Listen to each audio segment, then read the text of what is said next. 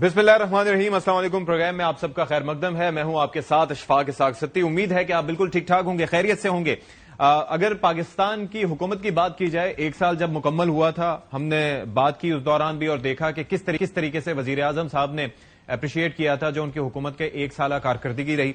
अभी सिलसिला यह है कि हुकूमत की मुआशी कारकर्दगी अपनी जगह, मुआशी समत अपनी जगह, फिर IMF के साथ जो ताल्लुकात हैं वो भी इस्तवार हुए। IMF की जानिब से पाकिस्तान के मुआशी प्रोग्राम की तारीफ भी की गई। और अब ये है कि ये खबर भी हमारे पास आई थी कि $2 अरब का मजीद एक स्टाफ लेवल एग्रीमेंट तय पा गया था। अब ये है कि उसके अंदर पाकिस्तान को $1 अरब मजीद मिलने थे, फिर वो सारी चीजें अपनी जगह हैं। फिर साथ ही साथ जो हम डिस्कस करेंगे एक और चीज वो ये भी है कि वजारत खजाना की जानिब से मुआशी आउटलुक जारी किया गया था कि जो इस दौरान कारकर्दगी क्या रही, उसमें बताया गया कि तरसीलात ज़र में, बरामदात में, महसूलात में, नॉन टैक्स आमदन और कई चीजें हैं ऐसी जिनमें इजाफा हुआ। महंगाई की शरह के हवाले से हमेशा बात होती है कि वो कम हुई, लेकिन यहां पर हम आज इस प्रोग्राम में कई सवाल उठाएंगे। वो सवाल ये हैं कि ये जो साल पूरा हुआ, इस दौरान या उसके बाद अब क्या कारकर्दगी तो ठीक रही, लेकिन अब उसका ट्रिकल डाउन इफेक्ट क्या होगा। दूसरा ये है कि सैलरीड क्लास को रिलीफ किस तरीके से मिल सकता है, क्या उनके लिए कोई रिलीफ है, और टैक्स नेट को बड़ा करने के जो दावे किए जा रहे थे उस हवाले से क्या होगा। तीसरी चीज ये आ जाती है इसके अंदर कि हम आगे अपने जो एक्सपेंडिचर्स हैं उनको किस तरीके से मैनेज करेंगे। तो ये सारे मामलात हैं, इन पर जरा बात कर लेते हैं। हमारे साथ मौजूद हैं खुर्रम शहजाद, ये एडवाइजर हैं फाइनेंस मिनिस्टर साहब के, फेडरल फाइनेंस मिनिस्टर के। Thank you so much Khurram Shahzad साहब फॉर योर टाइम। एक चीज मुझे ये बताइएगा कि ये IMF से हमारा एक और एग्रीमेंट तय पा गया। अब उसके अंदर वजीर आजम साहब ने एक चीज कही थी कि मुमकिन तौर पर हो सकता है कि ये आखिरी पैकेज हो IMF के साथ। डू यू थिंक सो कि ऐसा मुमकिनात में से है अभी? जी बहुत शुक्रिया इशफाक मुझे प्रोग्राम में लेने के लिए। देखें, सबसे पहली बात यह है कि अगर आप ओवरऑल बात करें तो स्टेबिलिटी अचीव हुई, और उसके बाद अब यहाँ से जो है एक सस्टेनेबल बेसिस पे ग्रोथ लाने की बात हो रही है। ये इम्पोर्ट लेड ग्रोथ की हम बात नहीं कर रहे, हम एक्सपोर्ट लेड ग्रोथ की बात कर रहे हैं। और उसके ऑफकोर्स कुछ प्री रिक्विजिट्स हैं कि क्या किया जाए जिसकी वजह से एक्सपोर्ट्स लेड ग्रोथ हो। तो आपकी बात बिल्कुल ठीक है। उसमें मेरे हिसाब से 3-4 एरियाज होते हैं जो कि किसी भी बिजनेस को आगे बढ़ने में जो है मददगार साबित होते हैं, और अगर बहुत ज्यादा बढ़ जाए तो डेफिनेटली बिजनेसेस जो है वो फिर स्ट्रगल करते हैं। और उसमें कॉस्ट ऑफ कैपिटल भी है कि जी पैसा जो कर्जा लिया जाता है वो महंगा सस्ता है। फिर वो जो बिजली है उस पर बड़ी डिपेंडेंसी होती है, खासकर मैन्युफैक्चरिंग सेक्टर की, कि बिजली सस्ती हो और अफोर्डेबल हो और रिलायबल भी हो, ताकि जो है इन्वेस्टमेंट जो है हो सके और एक बड़ा स्केल अचीव किया जा सके और फिर एक्सपोर्ट्स की तरफ जाया जा सके। तीसरा जो है टैक्सेशन है, ऑफकोर्स के टैक्सेशन को किस तरह से रैशनलाइज किया जाए, इक्विटेबल बनाया जाए और अफोर्डेबल किया जाए, ताकि सब जो है अपने हिस्से का टैक्स भी दें और साथ साथ जो है वो अफोर्डेबिलिटी भी बढ़े और इन्वेस्टमेंट हो। ये मेजर्स वो हैं जिसमें इमीडिएट रिलीफ मिले इंडस्ट्रीज को और हाउस होल्ड्स को। ठीक है, इलेक्ट्रिसिटी की बात कर रहा हूँ। अच्छा ठीक है। लॉन्ग टर्म के लिए जो है वो मल्टी बायर मार्केट की बात हो रही है, कैसे जो है एफिशिएंसी लाएं, कैसे ओवरहॉल करें ये जो ट्रांसमिशन का सिस्टम है, कैसे लाइनें ऐड कर सकते हैं, कैसे एफिशिएंसी उसमें आ सकती है, कैसे डिस्कोस को प्राइवेटाइज करके जो है उसमें से कैसे एफिशिएंसी लाई जा सकती है, कैसे एसओईज को, खासकर डिस्कोस उसमें काफी ज्यादा है, डिस्कोस का भी काफी डिस्कशन हो रहा था। आई थिंक ये उसी वक्त डिस्कशन हो रहा था जिस वक्त वो PIA के निजकारी के भी बात हो रही थी, तो इब्तदाई तौर पर 3 डिस्कोस की बात हो रही थी। खैर उस पर भी आएंगे। मुझे ये बताइए, ये जो क्या ये आखिरी IMF पैकेज होगा? जी बिल्कुल होना चाहिए, और हमारी ये बिल्कुल कोशिश है, ये इकोनॉमिक टीम की कोशिश है। ये I think prime minister level पे ये तो रियलाइजेशन है कि जी हम बार बार क्यों जाए IMF के पास। देखें, वो जो फाइनेंस मिनिस्टर साहब हमेशा कहते हैं ना, our hand has been forced, ये हमारे पास कोई ऑप्शन नहीं है ना, अब तो हमने करना ही करना और करना ही पड़ेगा ना, ये तो हो नहीं सकता कि जी। और ये देखें, मैं सिंपल सी बात आपसे कहता हूँ, सबको इकट्ठा होना पड़ेगा। ये नहीं हो सकता कि कोई एक जो है उसका बस जो है रिस्पॉन्सिबिलिटी लेके शुरू हो जाए। इट्स अ कोलिशन गवर्नमेंट, सबको रियलाइज करना है। और बड़ी अच्छी डेवलपमेंट हुई है एग्रीकल्चर टैक्स पे, जो एक यूनिटी जिसने शो की है, रिस्टोर किया यूनिटी को, या रीटेरेट किया रादर यूनिटी को। देखिए, चारों 2% का टैक्स ने मिल के एग्रीकल्चर जी नहीं मैं टैक्स में देखें वो 2% नहीं है।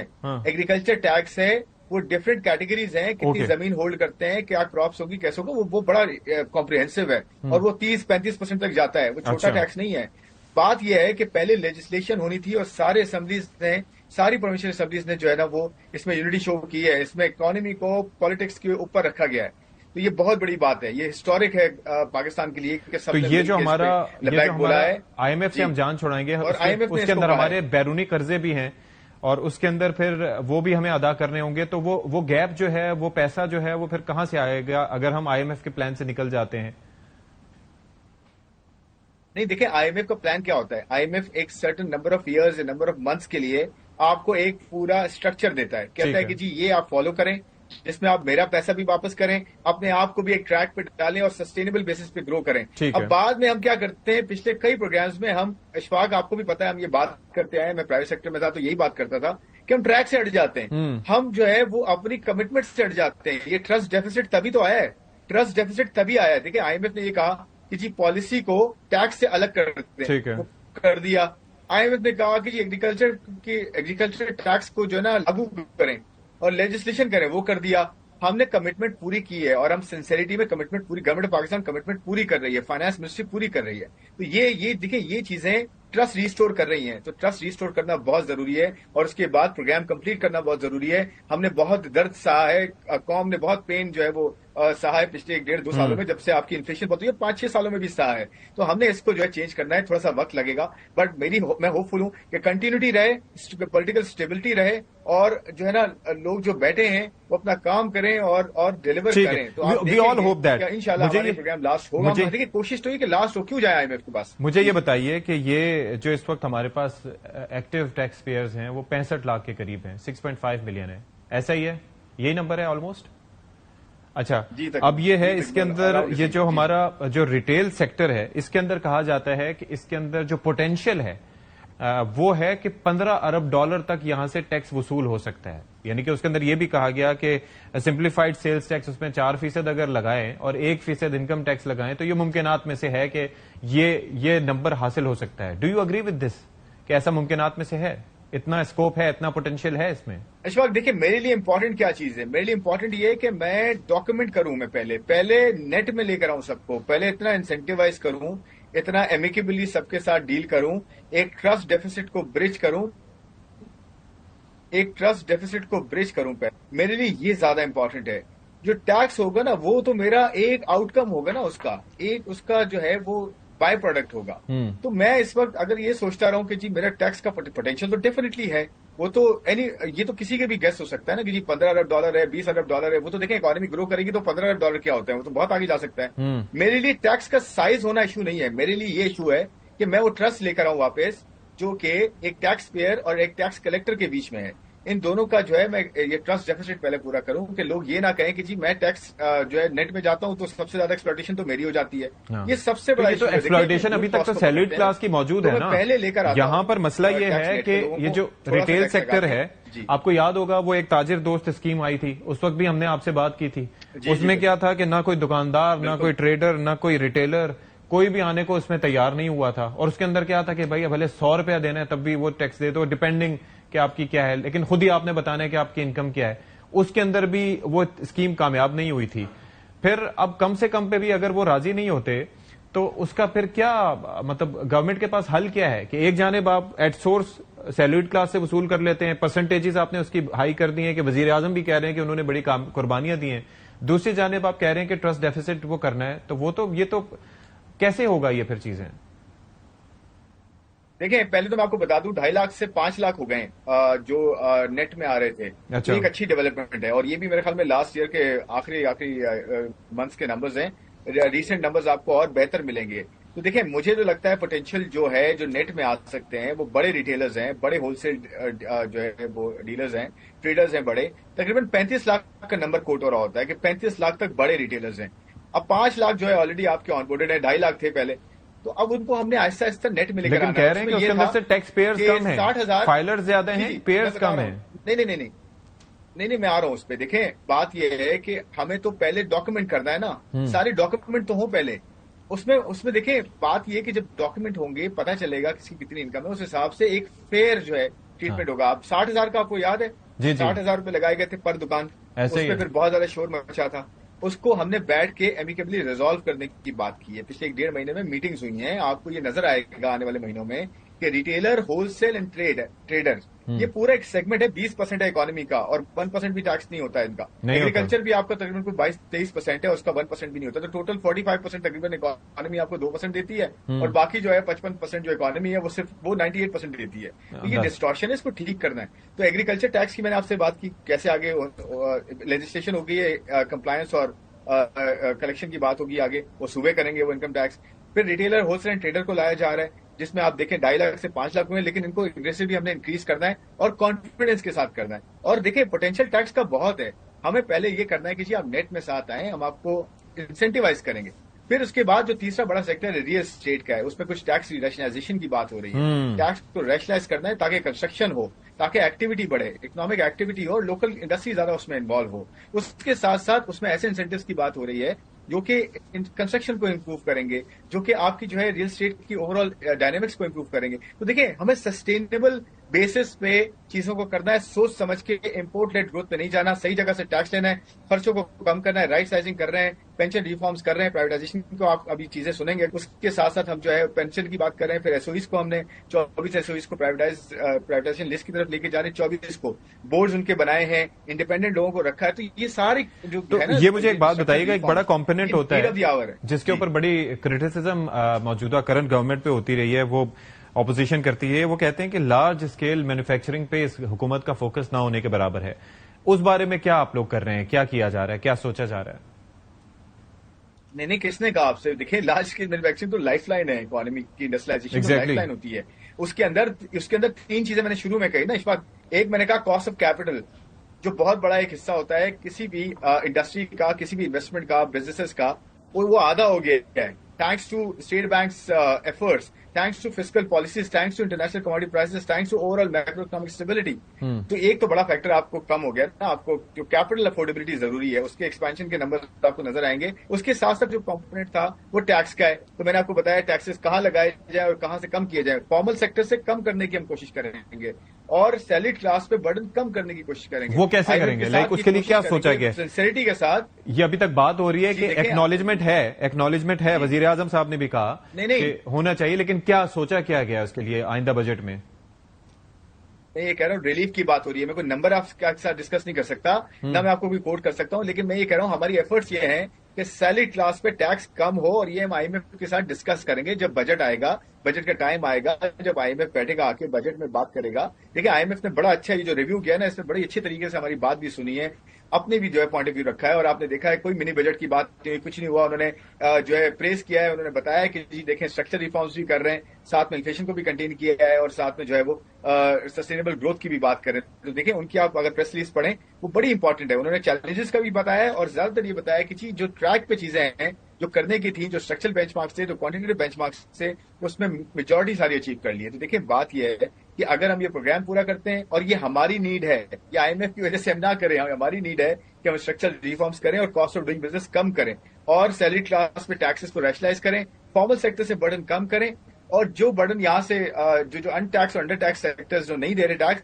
उन पे डिस्ट्रीब्यूट करें, उन पे भी बहुत ज्यादा बर्डन आएगा, और एक फेयर एंड इक्विटेबल जो है वो टैक्स स्ट्रक्चर क्रिएट करें। और इसके लिए सबसे बड़ी डेवलपमेंट इशफाक में वापस कहूंगा कि जो पॉलिसी है उसको अलग कर दिया है, टैक्स पॉलिसी और कलेक्शन को अलग किया है। ये बहुत बड़ा कॉन्फ्लिक्ट था, क्योंकि टैक्स जो कलेक्ट करता था वही पॉलिसी बनाता था, तो वो कहता था कि जी मैं यहाँ पे भी लगा दूं टैक्स, यहाँ भी लगा दूं, कलेक्ट कर लूंगा, मेरे तो कलेक्शन हो जाएगी पूरी, लेकिन इकोनॉमी जो है वो आपकी जो है स्लो डाउन हो जाती है उसकी वजह से बहुत ज्यादा। तो उसमें ये किया गया, तो अब टैक्स कोई और प्लान करेगा इकोनॉमिक वैल्यू के हिसाब से कि ये टैक्स लगाना चाहिए नहीं लगाना चाहिए। देखिए मैं बार बार ये कहता हूँ कि टैक्स सिर्फ कलेक्शन के लिए नहीं होता, टैक्स आपको डायरेक्शन भी देता है कि जी कहाँ लेके जानी है इकोनॉमी, उस हिसाब से टैक्स। अच्छा, दूसरा बात आ जाती है साथ ही साथ एक्सपेंडिचर्स की भी, और उसके ऊपर एक अरसे से हम क्रिटिसाइज भी करते रहे गवर्नमेंट को भी, when you not part of the government, और उस वक्त भी हम ये बात करते थे कि साथ ही साथ टैक्स रेवेन्यू आना जरूरी है, लेकिन ये जो ब्लीड्स हैं इनको रोकना बहुत जरूरी है, क्योंकि ऑप्टिक्स भी बहुत मैटर करती हैं और लोग भी देख रहे होते हैं, वो भी क्रिटिसाइज करते हैं। उस बारे में क्या गवर्नमेंट की कोई पॉलिसी है? क्योंकि अभी हाल ही में देखा हमने, भले काफी अरसे बात हो, अरकान असम्बली, अरकान सेनेट, फिर सूबाई सतह पर भी, फिर कभी तजीन और आराइश के नाम पर पैसे दिए जा रहे हैं, कभी गाड़ियां एफबीआर की जानिब से खरीदी जा रही हैं। तो ये इसका इम्पैक्ट जो है वो ऑप्टिक्स बड़े नेगेटिव इम्पैक्ट देते हैं, उसके लिए क्या सोचा है आप लोगों ने? देखिए मैंने ऑलरेडी आपको वो पॉइंट आउट किया है, 4-5 एरियाज है स्ट्रक्चरल रिफॉर्म्स की, वो एक्सपेंडिचर साइड है सारी। سب سے پہلے right sizing of the federal government. اگر آپ کے پاس فیڈرل گورنمنٹ کے اندر 43 جو ہے منسٹریز ہیں, 400 جو ہے اس کے ڈپارٹمنٹس ہیں, ان کو ہم کنسالیڈیٹ کرنے کی بات کریں, مرج کرنے کی بات کریں, بند کرنے کی بات کریں اور ڈیوالو کرنے کی بات کر رہے ہیں, چاہے اس میں آئی ٹی ہے, سائنس اینڈ ٹیکنالوجی ہے, پاور ہے, انڈسٹریز ہے, کامرس ہے, ایجوکیشن اور ہیلتھ تو ہے ہی, ان سب کو بلکہ اس سے بھی زیادہ بہت ساری منسٹریز ہیں جن کو ہم یہ کہہ رہے ہیں جو ڈفرینٹ ویوز میں ہیں. اور پتہ ہے آپ کو فیڈرل گورنمنٹ کا $3 ارب کا جو ہے وہ ایکسپینڈیچر ہے سال کا, اس کو ہم کٹ ڈاؤن کرنے کی بات کر رہے ہیں. تو آپ دیکھیں گے کہ وہ ہم نے آلریڈی اس کا ایک ایکشن پلان لے لیا ہے. ہم نے 1.5 لاکھ پوسٹوں کو جو ہے ختم کرنے کا لیکن ایک جانب آپ کہہ رہے ہیں کہ ہم نے یہ سوچا ہے کہ فیڈرل گورنمنٹ کا حجم کم کیا جائے. میں یہ کہہ رہا ہوں رائٹ سائزنگ کریں, لیکن اس کے اندر یہ رائٹ سائزنگ آتی ہے, خرچوں کو کم کرے گی, اپنے فٹ پرنٹ کو نکالے گی.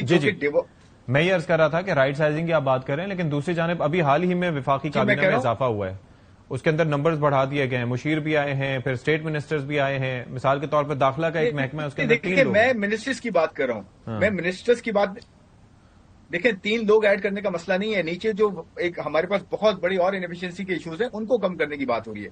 دیکھیں میں یہ کہتا ہوں کہ میں 1000 ارب روپے دوں اگر مجھے امپیکٹ ملے, اور امپیکٹ ڈریون جو ہے وہ ڈپارٹمنٹس یا آپ کے جو ہے نا گورنمنٹ مشینری ہونی چاہیے, اور خاص کر فیڈرل گورنمنٹ کے پاس تو کم ہونی چاہیے. ٹھیک ہے, کیونکہ صوبوں کے پاس سب آپ نے دے دیا ہے نا بھائی, صوبوں کو دے دیا ہے, صوبے اب نیچے ڈیوالو کریں مزید 3rd لیئر آف ڈیموکریسی کو. ہم تو وہ بات کر رہے ہیں. تو فیڈرل گورنمنٹ میں رائٹ سائزنگ کرنا, ان کا جو $3 بلین کا جو ایکسپینڈیچر ہے اس کو کم کرنا. سیکنڈلی پینشن ریفارمز, پینشن کے اندر 170 ارب روپے کا سالانہ جو فائدہ ہے وہ آلریڈی ہو چکا ہے.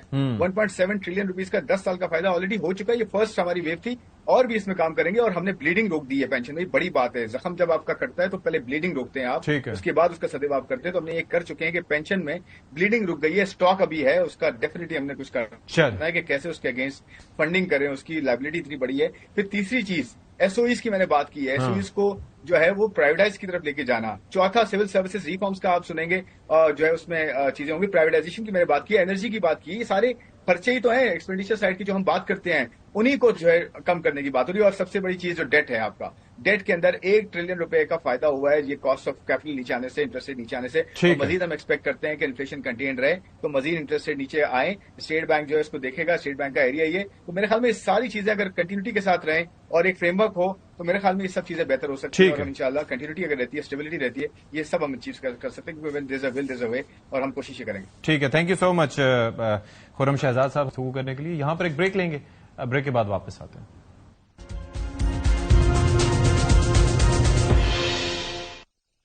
ناظرین کرام, بریک کے بعد ایک بار پھر سے پروگرام میں آپ سب کا خیر مقدم کرتے ہیں. اور ایک چیز جو جاننے کی بڑی خواہش ہے وہ یہ ہے کہ اس وقت صورتحال اس خطے کی ہے کیا.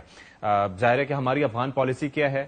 محمد صادق صاحب بلا شبہ وہاں پر گئے تھے, اور آپ نے یہ دیکھا کہ ایک امریکی وفد وہاں پر آیا تھا 20 مارچ کو, اور اس کے بعد ان کی ملاقات ہوئی تھی افغان وزیر خارجہ سے.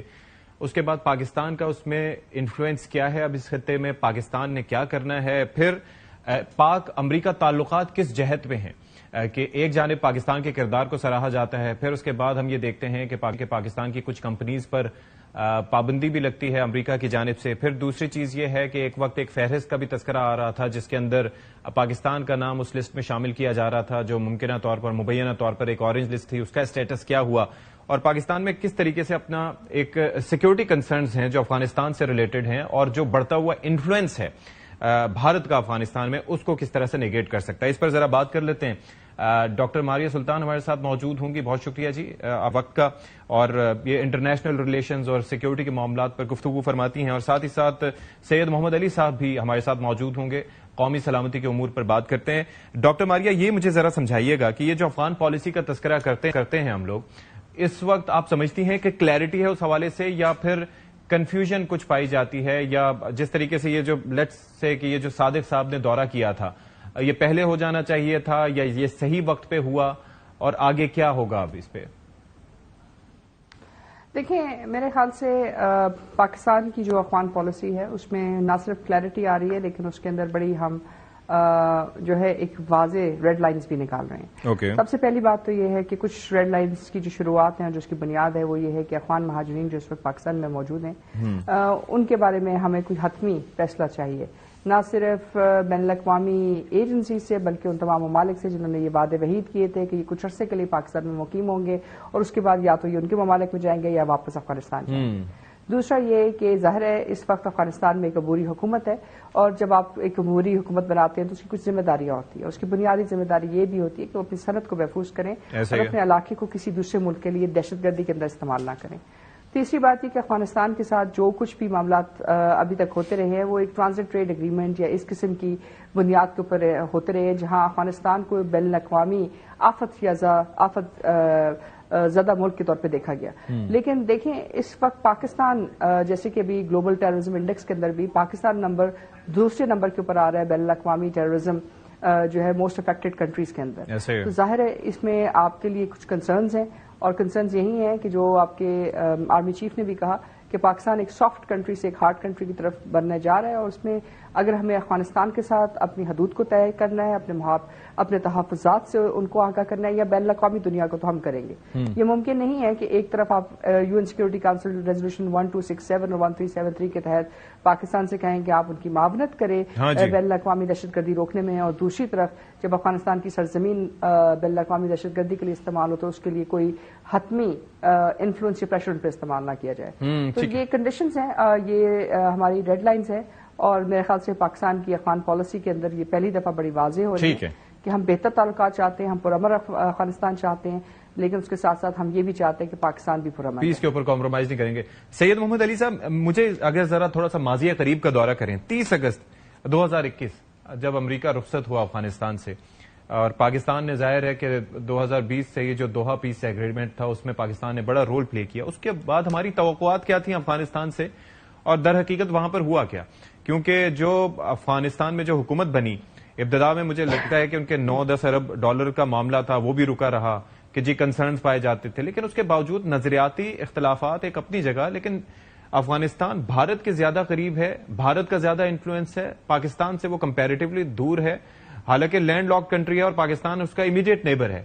یہ سب کیسے ہوا؟ دیکھیے, میں سمجھتا ہوں کہ یہ ایک حقیقت ہے کہ پاکستان اور افغانستان کے تو بہت تاریخی ہزاروں سال پہ محیط جو ہے رشتے ہیں عوامی سطح پہ, اور جو ہمارے تمدن کے رشتے ہیں, جغرافیائی رشتے ہیں. لیکن انفارچونیٹلی آپ جانتے ہیں کہ 1947 سے لے کے اب تک افغانستان کے ساتھ ہمارے تعلقات جو ہیں وہ اتنے خوشگوار نہیں رہے ہیں. اس بات کے باوجود کہ پاکستان نے پچھلے 45 سال میں افغان عوام کے ساتھ جتنا دریا دلی کا مظاہرہ کیا ہے اور ان کو جتنا فیسیلیٹیٹ, آنر اور سیکیور کیا ہے, وہ تو ان کے اپنے ملک میں بھی وہ حالات نہیں تھے. اچھا, جو 3.5 سال قبل مغربی افواج کا جب انخلا ہوا افغانستان سے, تو پاکستان میں سمجھتا ہوں کہ کچھ لوگوں نے اس غلط فہمی کا شکار تھے کہ افغانستان جو ہے وہ اب امن و آشتی کا گہوارہ بن جائے گا, وہاں دودھ کی نہریں بہنے لگیں گی اور پتہ نہیں کیا غلط فہمیاں تھیں وہاں پہ. اور اسی شاید روح میں بہتے ہوئے انہوں نے افغان طالبان کے کہنے کے اوپر ٹی ٹی پی کے ساتھ مذاکرات بھی کیے گئے اور 5 سے 6 ہزار جو ٹی ٹی پی کے دہشت گرد تھے ان کو ہتھیار سمیت پاکستان میں سیٹل ہونے کی اجازت بھی دی گئی. اور میں سمجھتا ہوں پاکستان کی تاریخ کی یہ ایک بہت بڑی تصویراتی بلنڈر تھی جو کی ہوئی ہے, اور جس کا خمیازہ اس وقت ہم سینکڑوں شہادتوں کی صورت میں دے رہے ہیں. اور کیونکہ وہ جو کچھ ہم نے گینز میں کیے تھے بہت قربانیوں کے بعد کئی آپریشنز کے نتیجے میں, وہ ان کنسیشنز کے نتیجے میں یوں لگتا ہے کہ دشمن جو ہے اس نے ان دہشت گرد تنظیموں کی تنظیم نو اور ان کو ایک ریلیف دینے کے نتیجے میں ان کو مزید منظم کرنے کی مدد دی گئی ہے. اب ہم آتے ہیں افغانستان کی طرف. افغانستان کی جو بات ہے, چلیں میں آپ کے پیغام کے توسط سے یہ بتا دیتا ہوں کہ افغان طالبان کے اقتدار میں آنے سے 2 ماہ قبل جو موجودہ پاکستان کے خصوصی مندوب ہیں افغانستان کے لیے, امبیسڈر محمد صادق, انہوں نے یہ کہا تھا کہ ایک دفعہ جب افغان طالبان حکومت میں آ گئے تو آپ کو ان کے پاس جانا پڑا کرے گا یہ ریکویسٹ لے کے کہ پلیز ٹی ٹی پی کو کنٹرول کریں, اور وہ کنٹرول نہیں کریں گے. اچھا، یہ انہوں نے مجھے آج سے سمجھے کہ 4 سال پہلے بتا دیا تھا، اور اس کی وجہ ان کے اسٹریٹجک کلچر، تھاٹ اور نظم سے بہت گہری وابستگی اور انڈرسٹینڈنگ ہے صادق صاحب کو، اسی لیے ان کو دوبارہ اتنی اہم ذمہ داری اتنے مشکل حالات میں دی گئی ہے، اور ان کا بڑا اثر و رسوخ اور احترام افغانستان کے ہر مکتب فکر اور علاقے کے لوگ کرتے ہیں، جبکہ پچھلے کئی سالوں میں بہت ہی میں سمجھتا ہوں کہ کوتاہ نظری کے ذریعے ان کے ساتھ ڈیل کیا گیا، اور جس طرح بھی ڈاکٹر ماریا نے بھی کہا، میں ان سے بالکل متفق ہوں کہ دنیا کی کوئی ذمہ دار ریاست جو ہے اس طرح کی طرز عمل نہیں اپناتی پناہ گزینوں کے لیے جس طرح پاکستان نے اپنایا۔ آپ دیکھیں کہ وہ سین آپ کو یاد ہوں گے کہ جب آخری C-17 امریکی فضائیہ کا طیارہ جب فضا میں بلند ہو رہا تھا بگرام ایئر بیس سے، تو اس سے کئی افغان جو ان کی NGOs وغیرہ میں کام کرتے تھے اس سے لٹکے ہوئے تھے، اور وہ فضا سے زمین پہ گر رہے تھے، لیکن وہ ان کو لے کے جانے یا ان کی جان کی کوئی پرواہ امریکہ کو نہیں تھی۔ اور آج بھی لاکھوں ایسے امریکی ہیں، ایسے افغانی ہیں جو امریکہ، جرمنی، یورپی یونین اور برطانیہ میں سیٹلمنٹ کے خواہاں ہیں، جبکہ وہاں حالت یہ ہے کہ خود جو وہاں کے ویزا ہولڈر جو فلسطینی ہیں یا ترک ہیں ان کو امریکہ نکال رہا ہے، اپنے ملک سے ڈیپورٹ، بالکل ڈیٹین بھی کر رہے ہیں۔ ہم نے دیکھا کہ ایک PhD اسٹوڈنٹ کو بھی ڈیٹین کیا گیا۔ اچھا، اور نہیں تو میں کہنا ہی چاہتا ہوں کہ دیکھیں اس وقت امریکہ کے ساتھ ہماری جو تھوڑی سی تعلقات میں بہتری آ رہی ہے وہ اس کامن کنسرن کے اوپر بیسڈ ہے کہ افغانستان کو پاکستان اور امریکہ دوبارہ سے ایک عالمی اور علاقائی دہشت گردی کا مرکز سمجھتے ہیں، اور اس کو اپنی قومی سلامتی کے لیے اور عالمی امن کے لیے خطرہ گندانتے ہیں۔ تو لیکن اس کا یہ مطلب نہیں ہے کہ امریکہ کوئی بہت بڑے پیمانے پہ آپ کو کوئی امداد دے گا، وہ تو ابھی اپنے نیٹو کے ساتھ جو کمٹمنٹ ہے اس سے بھی ہٹ رہا ہے۔ جاپان وہ تو چاہتا ہے کہ سارے کے سارے کنٹریبیوشن کریں۔ اچھا، میں یہی نقطہ لے کے ڈاکٹر ماریا کے پاس جانا چاہوں گا۔ ڈاکٹر ماریا، ایک تو مجھے یہ بتائیے گا کہ اس وقت پاکستان کتنا ریلیونٹ ہے؟ یہ جو 20 مارچ کی جو ان کی ملاقات ہوئی تھی امریکی وفد کی، اور اس کے بعد ظاہر صادق صاحب بھی پہنچے تھے، پھر زلمے خلیل زاد جو اس وقت رول پلے کر رہے ہیں، ان کا رول اس وقت کیا ہے؟ پاکستان کی ریلیونس افغانستان کے ساتھ، پاکستان کی ریلیونس بین الاقوامی سیکورٹی کے ساتھ امریکی اینک سے، امریکی نظر سے بنیادی وجہ یہ ہے کہ پاکستان کی اسٹریٹجک لوکیشن، پاکستان کی جو اسٹریٹجک لوکیشن ہے نہ صرف پاکستان کو افغانستان کا ہمسایہ بناتی ہے، ایران کا، سعودی عربیہ کا، مطلب مشرق وسطی کے مختلف ممالک کا، لیکن اس کے ساتھ ساتھ ہندوستان اور چین کا بھی، اور کچھ حد تک روس کا بھی اور سینٹرل ایشیا کا بھی۔ تو یہ ایسا ملک شاید دنیا میں شاید ہی ہو جو اتنے زیادہ بر اعظموں کو اور ان کے ساتھ جو مختلف جو سیکورٹی زونز ہیں ان کے اندر ایک کلیدی کردار ادا کرتا ہے۔ اس کے ساتھ ساتھ امریکہ کے لیے بھی بہت ضروری ہے کہ اگر وہ اس خطے کے اندر اپنی جو سچویشن اس کو بیلنس کرنا چاہتا ہے تو اس کو دیکھیں۔ اس وقت زلمے خلیل زاد صاحب کے بارے میں بہت بات ہو رہی ہے کہ بھی وہ گئے ہیں اور انہوں نے دوبارہ افغانستان میں طالبان سے بات کی ہے، لیکن 2-3 چیزیں ہم بھول جاتے ہیں ان کے بارے میں۔ ایک تو یہ کہ یہ وہی شخص ہیں جنہوں نے طالبان کی جو ہے مذاکراتی عمل کے اندر ایک کلیدی کردار ادا کیا، جو وہی لوگ ہیں جن کے بارے میں بہت زیادہ کنٹروورسی ہے کہ جو فال آف دی افغان گورنمنٹ ہے اس کے اندر بھی ان کا بہت بڑا رول تھا، اور جو بہت زیادہ ہتھیار وہاں چھوڑ دیے گئے ہیں ان کے بارے میں بھی ایک بہت بڑا جو امپیکٹ ہے وہ ابھی آپ کو دنیا میں نظر آ رہا ہے، جو آپ کو مختلف قسم کے دہشت گردی کے واقعات میں۔ اب اگر پاکستان اس میں کیا رول ادا کر سکتا ہے؟ ظاہر ہے اگر کوئی ریجن کے اندر آپ چاہتے ہیں کہ کوئی ریجنل اپروچ ہو تو اس میں پاکستان کے بغیر کوئی ریجنل اپروچ نہیں ہو سکتی، کیونکہ پاکستان جتنی بڑی سرحد افغانستان کے ساتھ شیئر کرتا ہے شاید۔ ڈاکٹر ماریا، میں یہ انڈرسٹینڈ کرتا ہوں، لیکن وہ جو ہم بگرام ایئر بیس کا کچھ سن رہے تھے، کچھ چائنیز کچھ وہاں پر انفلوئنس کی بات ہو رہی تھی، پھر امریکہ کا کچھ انٹرسٹ سامنے آیا تھا، ابھی تو اسپیکولیشنز ہیں، لیکن از دیٹ کنسرننگ کہ اگر امریکہ واپس دوبارہ کسی طرح سے اپنی پریزنس رکھنا چاہے گا تو پھر اس کے بعد ریلیونس کیا رہ جاتی ہے؟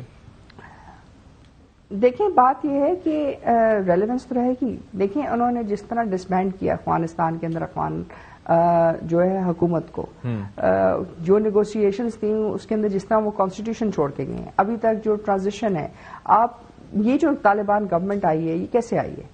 یہ مذاکراتی عمل کے ذریعے آئی ہے امریکہ کے ساتھ۔ تو اس کا مطلب یہ ہے کہ جب آپ نے وار بوٹی کے طور کے اوپر افغانستان کو دے دیا تو اس کے بعد جو آپ کنڈیشنز لگا رہے ہیں وہ کنڈیشنز کتنی اپلیکیبل ہیں؟ 1۔ دوسری بات یہ کہ اس کے ساتھ ساتھ آپ اپنے ایمبیسڈرز کو اور اپنے تمام جو ہائی لیول ٹاکس ہیں ان کو بھی آپ کنٹینیو کریں، تمام بیک چینلز آپ کنٹینیو کریں۔ اب جو آپ پیچھے ہتھیار چھوڑ کے گئے ہیں، جب آپ پیچھے جو مختلف معاملات چھوڑ کے گئے ہیں، اس کا ایک ریجنل امپیکٹ آ رہا ہے۔ جہاں تک ریجنل امپیکٹ آ رہا تھا اس کے لیے وہ بالکل پریشان نہیں تھے۔ 2021 کے بعد 2025 تک جو ریجنل امپیکٹ آیا، جو ٹیررزم پاکستان نے فیس کی، جو باقی لوگوں نے فیس کی، آئیسس کے جو اٹیکس ہوئے رشیا میں، دیکھیں ان کا افیکٹ نہیں آیا، لیکن اب کیا مسئلہ ہے کہ اب جو لیوریج تھی ان کے پاس افغانستان کے اندر، وہ لیوریج ان کے پاس اس طرح نہیں رہی ہے، کیونکہ جیسے آپ نے کہا چائنا ہے، اسی طرح ایران ہے، اسی طرح رشیا ہے، اسی طرح پاکستان بھی ہے، اور ہر ایک اسٹیٹ کی اپنے انفلوئنسز ہیں جو ادھر چل رہے ہیں. اب ایسی صورتحال میں اگر آپ کو ایک اسٹرانگ ریجنل جو ہے ایک رپروچما چاہیے، یا آپ کو ایک ایسی چیز چاہیے جس میں آپ کوئی امپیکٹ فیکٹر کریں، تو مجھے آپ بتائیں کہ کون سا بڑا ملک ہے جس کے پاس اتنی بڑی تعداد میں افغان ریفیوجیز ہوں، جس کے پاس اتنی بڑی تعداد میں ایک پازیٹیو انفلوئنس بھی ہو. دیکھیے سارا کچھ نیگیٹو انفلوئنس نہیں ہوتا، کچھ پازیٹیو انفلوئنس ہوتا ہے. پازیٹیو انفلوئنس ٹریڈ میں آتا ہے، پازیٹیو انفلوئنس ان تمام چیزوں میں آتا ہے. سو پاکستان ہیز دیٹ لیوریج.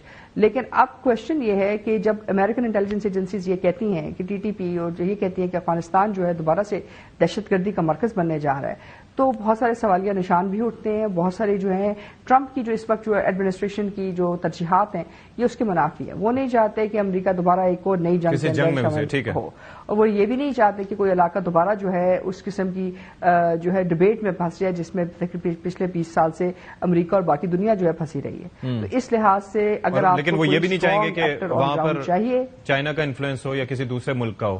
اچھا جی بالکل نہیں چاہیں گے. تو ظاہر ہے اس میں پاکستان کے is going to be a better choice کہ ایٹ لیسٹ اگر آپ نے نیگوسیشنز کرنی ہے، آپ نے کوئی فیئر نیگوسیشنز کرنی ہے، یا آپ نے وہ نیگوسیشنز کرنی ہے، تو آپ وہ کیسے کریں گے؟ جو باقی لوگ ہیں وہ تو پرانی ایڈمنسٹریشن کے ہیں نا، زلمے خلیلزاد صاحب اور یہ جو تمام لوگ ہیں یہ تو ڈیموکریٹس کو ریپرزینٹ کرتے ہیں اور ان کے پرسپیکٹو کو ریپرزینٹ کرتے ہیں، باوجود اس کے کہ انہوں نے ٹرمپ ایڈمنسٹریشن کے ٹائم پہ یہ کیا ہے. سید محمد علی صاحب، اب مجھے یہ بتائیے کہ ہم ظاہر ہے کہ اپنے جو خطے کے ممالک ہیں ان کے ساتھ ایک پرم تعلقات چاہتے ہیں. ایک بھارت تو ظاہر ہے کہ ہمارے وجود کے خلاف ہے، لیکن اس سے ہٹ کے جو دوسرے ممالک ہیں، خاص طور پر افغانستان، محمد صادق صاحب کا جانا خوش آئند ہے. آگے ہمارا نیکسٹ اسٹیپ کیا ہونا چاہیے، اور how do we make them realise کہ آپ کے اندر ملک میں جو بھی سچویشن ہے طالبان کو لے کے یا اس سے ہٹ کے بھی، لیکن ہم نہیں چاہتے کہ وہ ہمارا خطے کا امن متاثر کرے. یعنی کہ ہمارے ہاں جو انسرجنسی کے واقعات ہیں، ظاہر ہے اس کی روک تھام کے لیے ہم افغانستان کو انگیج کرنا ہوگا. کیسے کیا جائے؟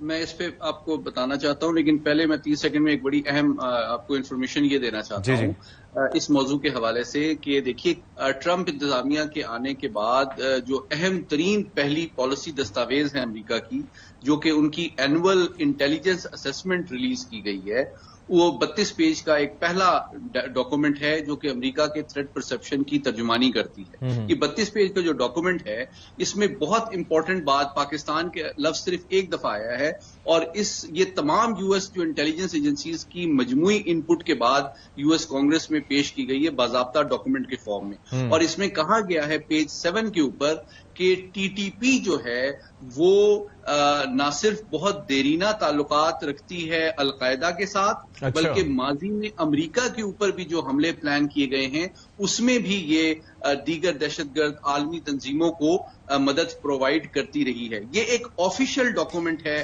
یو ایس انٹیلیجنس کی تمام تنظیموں کا، جو فارملی ان کی کانگریس میں رپورٹ کے طور پہ پیش کیا جاتا ہے.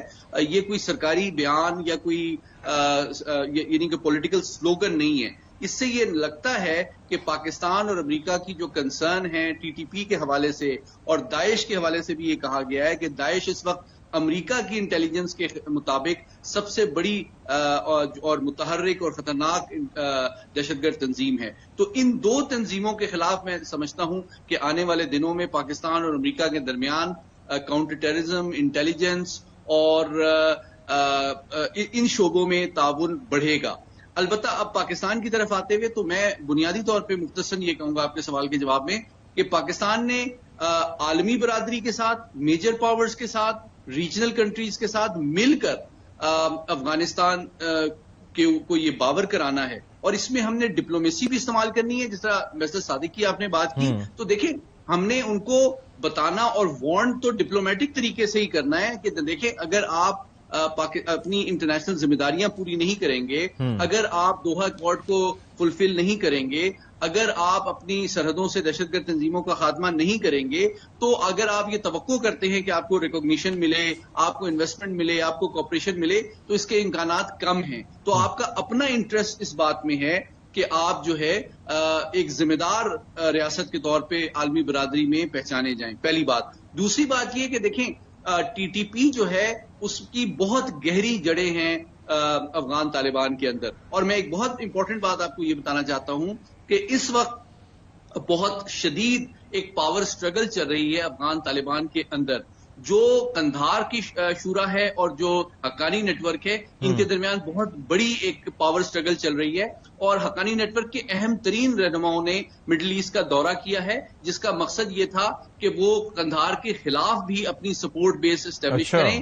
امریکہ اور پاکستان اور عرب ممالک بتدریج حقانی کو سپورٹ کر رہے ہیں, اور وہ پبلک میں بھی تنقید کرتے ہوئے نظر آتے ہیں افغانستان کے اندر ان فیصلوں پہ جو کہ قندھار کی نظریاتی قیادت کر رہی ہے. اور کیونکہ یہ قندھار کی ریاست کی قیادت ہے جو کہ ٹی ٹی پی کو آئیڈیولوجیکل سپورٹ دے رہی ہے, ان کے لیے ایک نرم گوشہ رکھتی ہے, اور حقانی نیٹ ورک کی اس کوشش اور خواہش کے باوجود کہ آپ دنیا کے ساتھ ایک ذمہ دار طریقے سے ڈیل کریں اور لڑائی کو چھوڑیں اور دہشت گردی کا خاتمہ کریں, اس سے وہ پہلو تہی کر رہی ہے. اور یوں لگتا ہے کہ آنے والے دنوں میں Haqqani network within Afghanistan ایک زیادہ پاورفل فورس کے طور پہ اٹھے گا, جس کو امریکہ, پاکستان اور عرب ممالک کی حمایت بھی حاصل ہوگی.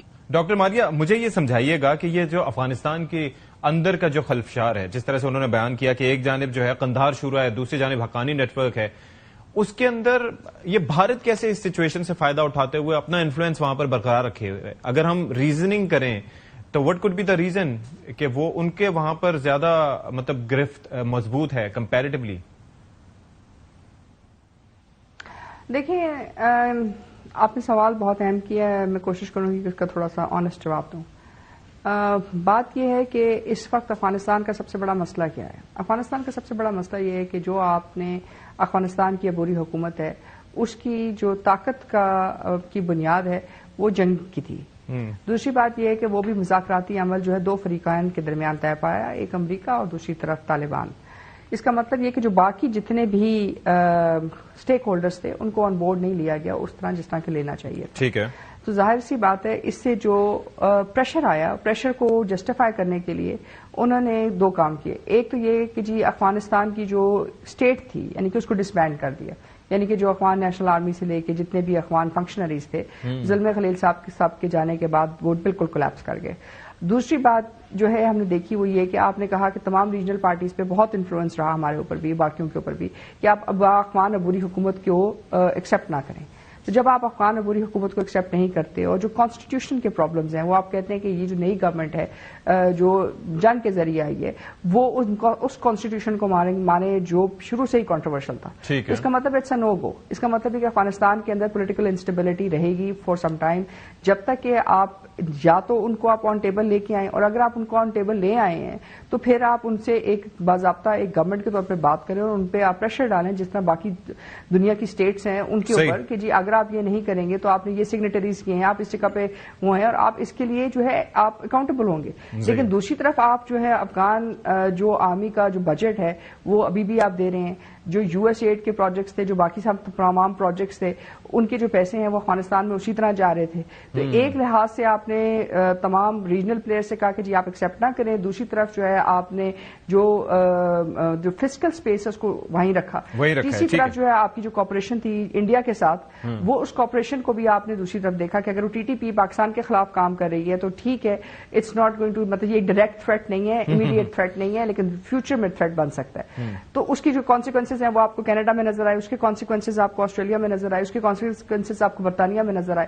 اب پرابلم یہ ہے کہ جب چینج آف گورنمنٹ ہوئی ہے امریکہ کے اندر تو وہ یہ کہہ رہے ہیں کہ جی ظاہر ہے ہم یہ جو پالیسیز ہیں اس میں نہیں جانا چاہتے ہیں, اور اگر یہ ٹیررزم چیلنج بن رہی ہے ہمارے لیے تو اس کے لیے ہم افغان گورنمنٹ پہ پریشر ڈالیں گے. یہی وجہ ہے کہ اور ہم چاہتے ہیں کہ اس میں کلیئرٹی ہو. جب کلیئرٹی ہوگی اور ڈاج رپورٹ جیسے مختلف باقی چیزوں کے بارے میں بات کر رہا ہے, اگر کل ڈاج رپورٹ افغانستان کے بارے میں بات کرے گا تو ظاہر ہے اس سے بڑی رپورٹ ہوگی اور اس میں بہت ساری چیزیں. ایک چیز یہ جاننا چاہوں گا محمد علی صاحب کہ اب یہ پاکستان کو کبھی تعریف کی جاتی ہے امریکہ کی جانب سے, اور ظاہر ہے کہ نئی گورنمنٹ ہے, ٹرمپ صاحب ایک دن ایک بات کرتے ہیں, دوسرے دن پھر وہ اورنج لسٹ کا میں نے تذکرہ کیا تھا, وہ تو خیر منظر عام پر نہیں آئی, اس حوالے سے کافی اسپیکولیشنز ہوتی رہی ہیں.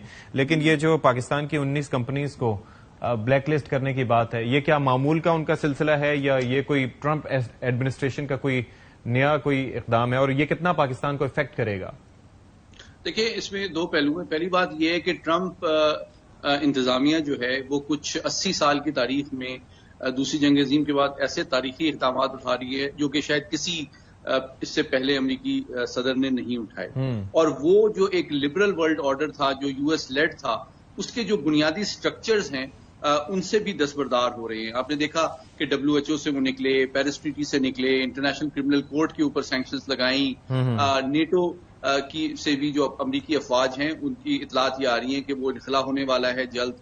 اور اس کے علاوہ اب آپ دیکھیں یوکرین وار میں جو انہوں نے سینکڑوں ارب ڈالر کی بائیڈن ایڈمنسٹریشن نے ان کو امداد دی تھی، ٹرمپ انتظامیہ کہہ رہی ہے کہ اس کی قیمت آپ اپنے ریئر ارتھ منرلز کی صورت میں ادا کریں. تو یہ، اور دوسری جانب انٹرنلی آپ دیکھیں کہ محکمہ دفاع کے بارے میں انہوں نے اعلان کیا ہے کہ اگلے 5 سال میں 40% جو سٹاف ہے وہ محکمہ دفاع میں کم کر دیا جائے گا، اور ڈپارٹمنٹ آف ایجوکیشن ختم کر دیا گیا، یو ایس کے ایلان مسک کے مشورے سے بہت سے ڈپارٹمنٹس. یہ میں بتانا یہ چاہ رہا ہوں کہ جب امریکہ اپنی کاسٹ کٹنگ کر رہا ہے تو اس سے یہ توقع کرنا کہ جناب وہ تیسری دنیا کے کسی اہم اتحادی حلیف کو کوئی اسسٹنس دے گا یا کوئی ایڈ دے گا، یہ بالکل غیر حقیقت پسندانہ بات ہے. البتہ وہ امریکہ، جاپان، ان تمام ممالک کے ساتھ بھی بہت ہی ڈیمانڈنگ اور ہارڈ نیگوسیشنز کر رہا ہے، اور وہ اہمیت دیتا ہے صرف ان ممالک کو ٹرمپ انتظامیہ جو ہے وہ اپنا دوست سمجھتی ہے جو کہ امریکہ میں جا کے انویسٹمنٹ کریں. ظاہر ہے وہ ڈائریکٹ انویسٹمنٹ اور بائی لیٹرل ٹریڈ پہ وہ زیادہ بلیو کرتے ہیں. ڈاکٹر ماریا، اس پہ میں آپ کا مختصراً موقف چاہوں گا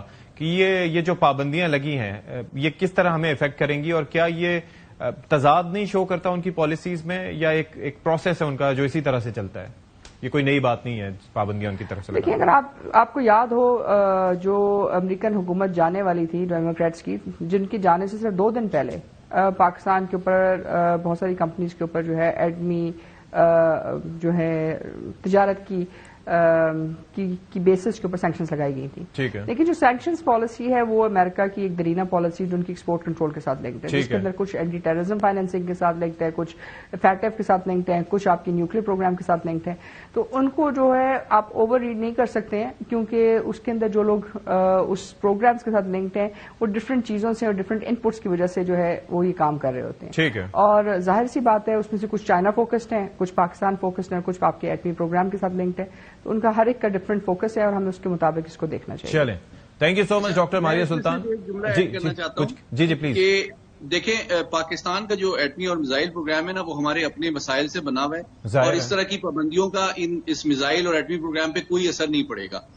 البتہ اس کا مقصد چین کے جو اتحادی ہیں یا ان کے قریب ممالک ہیں ان کے اوپر پریشر ڈالنا ہے کہ وہ چین کے ساتھ تعاون کو کم کریں اور امریکہ کے ساتھ تعاون کو بڑھائیں. لیکن اس میں میں یہ سمجھتا ہوں کہ ان سینکشنز کا کوئی اثر نہیں پڑے گا. البتہ پاکستان کی سفارتکاری کی ضرورت ہے کہ وہ امریکہ کی یہ غلط فہمیاں دور کرے کہ پاکستان کے پروگرام سے امریکہ کو کوئی خطرہ نہیں ہے، یہ صرف ہماری ریجنل سیکیورٹی اور ڈیٹرنس کے لیے ہے. ٹھیک ہے، ڈاکٹر ماریا سلطان اور سید محمد علی صاحب بہت آپ کا ہمارے ساتھ موجود رہے. ول ٹیک اے بریک ہے، بریک کے بعد آ کے پروگرام کنکلوڈ کریں گے.